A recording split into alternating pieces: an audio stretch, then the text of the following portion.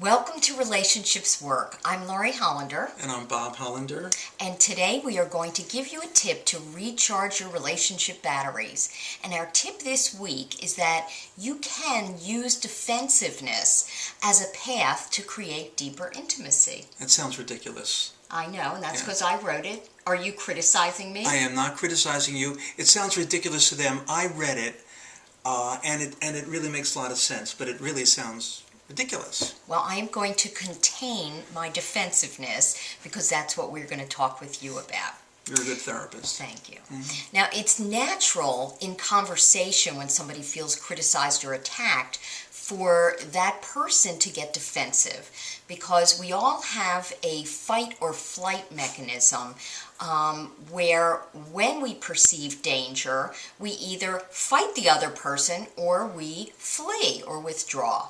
So that's where this comes from. However, in communication when that happens, it blocks the two people from really having a good dialogue, and sometimes people don't come back to it because they don't know how. Right. So it's that fight or flight thing that happens almost unconsciously. I know it happens to me automatically, and I'm not aware of it.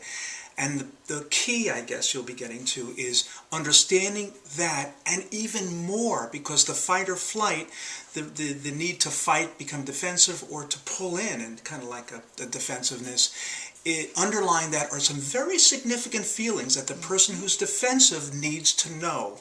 Right. For the good of the whole relationship. Exactly. And when you can take a look at yourself and in a kind way take a look at your partner, you can really learn more about each other. So Bob, you had an example. I did. This actually happened with us. You've been on me, justifiably so, although it doesn't feel that way when you're on me again, to get these gold-plated DVDs so we can transfer our videos to DVDs. Yeah, our videos that are how many years old, Bob? They're probably about 20 years old. Maybe 10. Maybe 10. Okay, so of our kids. So I've been asking you for a long time. For a long time. And every time you ask me that, I kind of put it off, and I get defensive. Like, Lori, I know that I need to do this.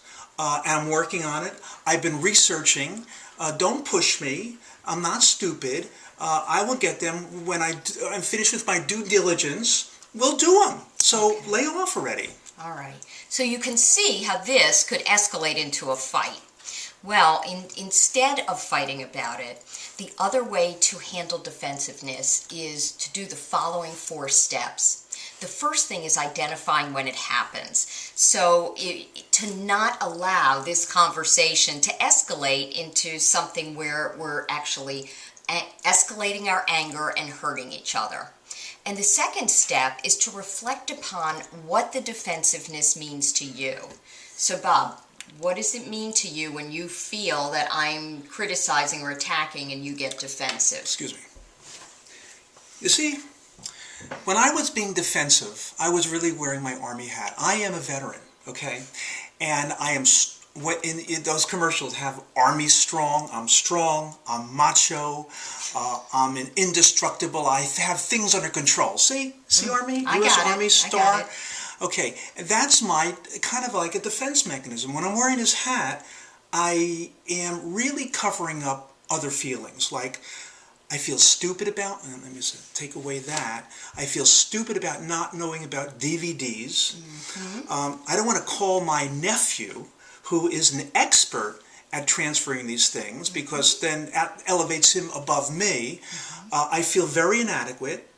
I feel powerless because I don't think I can really do it. I'm afraid to do it.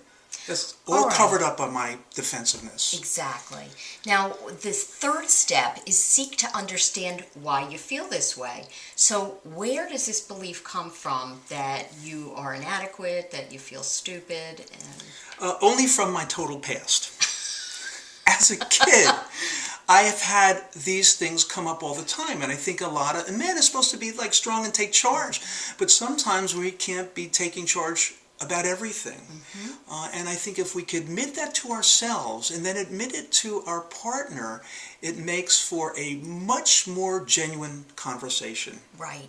And when you share this, Bob, with me, it really helps me understand more about who you are. Yeah.